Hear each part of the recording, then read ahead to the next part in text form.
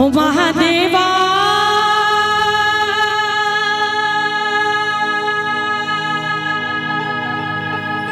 हो महादेवा तेरा डमरू डम डम डम डम बजता सवेरे हो। आइए सारे मिलके महामंत्र का जाप करें। कैसे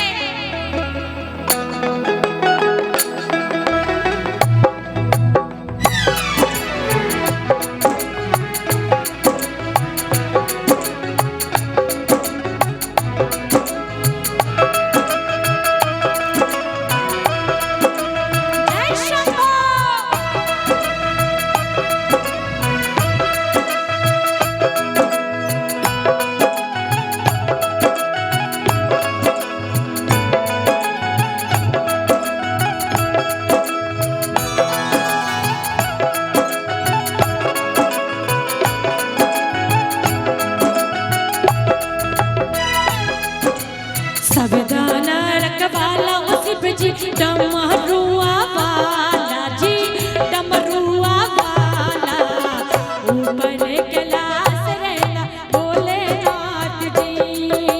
भैया जो नारद शिव जी पपिया जो मारदा जी पपिया जो मारदा बड़ा ही ख्याल में भोलेनाथ जी। महादेवा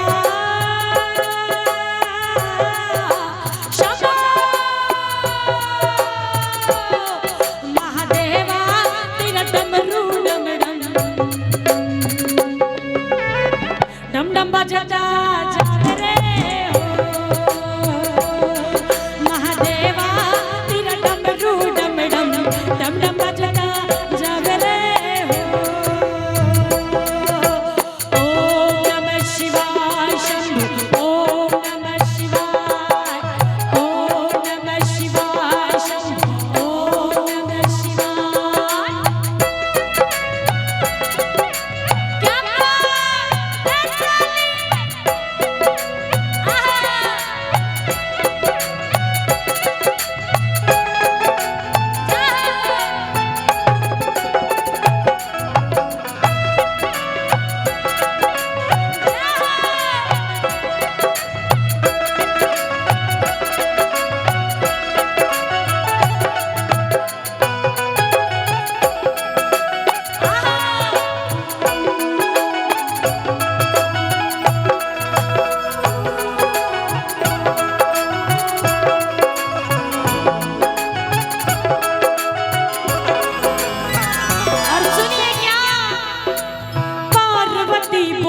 शंकर से सुनिए भोलेनाथ जी। क्या बोली और कैसे बोली सुनिए। पार्वती बोली शंकर से सुनिए भोलेनाथ जी। रहना है हर एक जन्म में मुझे तुम्हारे साथ जी। वचन दीजिए ना छोड़ेंगे कभी हमारा हाथ जी। ओ भोलेनाथ जी शंकरनाथ जी ओ भोलेनाथ जी ओ शंभुनाथ जी। पार्वती बोली शंकर से सुनिए भोलेनाथ जी। क्या बोली सुनिए क्या बोली सुनिए। पार्वती बोली शंकर से सुनिए भोलेनाथ जी। रहना है हर एक जन्म में मुझे तुम्हारे साथ जी। वचन दीजिए ना छोड़ेंगे कभी हमारा हाथ जी। ओ भोलेनाथ जी ओ शंभुनाथ। एक विशेष सूचना भोजनालय में एक कांवरिया बम की तबीयत अचानक बहुत खराब हो गई है। हमारे मेडिकल टीम के लोग वहां जल्दी से पहुंचे। निःशुल्क सेवा शिविर के जो भी मेडिकल टीम है कृपया जल्द से भोजनालय में पहुंचे।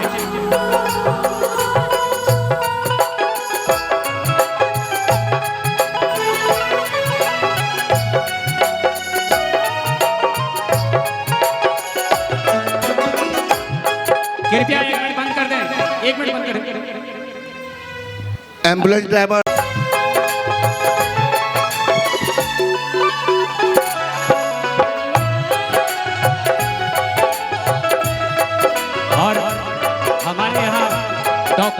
व्यवस्था है, पहले उनको यहीं दिखाएं, उनके कहने पर उन्हें हॉस्पिटल ले जाएं।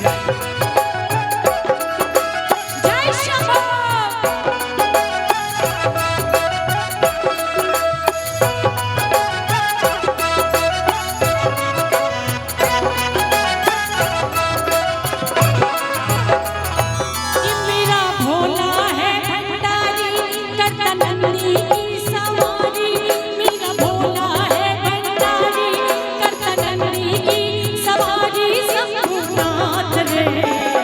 शंकर नाथ रे, ओ शंकर नाथ रे, कि गौरा भाग रगड़ कर बोली, तेरे साथ है भूत की टोली।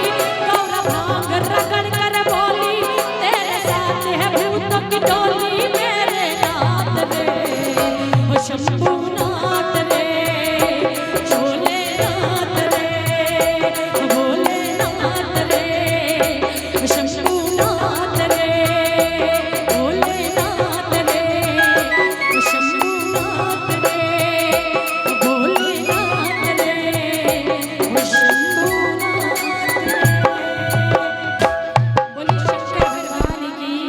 बोलिए बाबा भूतनाथ की।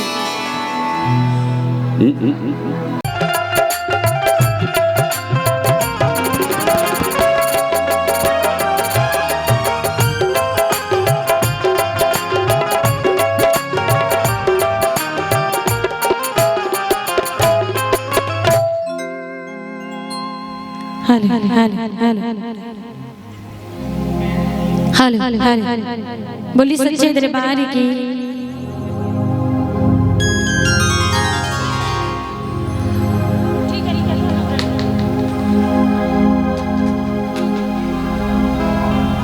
बोली शंकर भगवान की।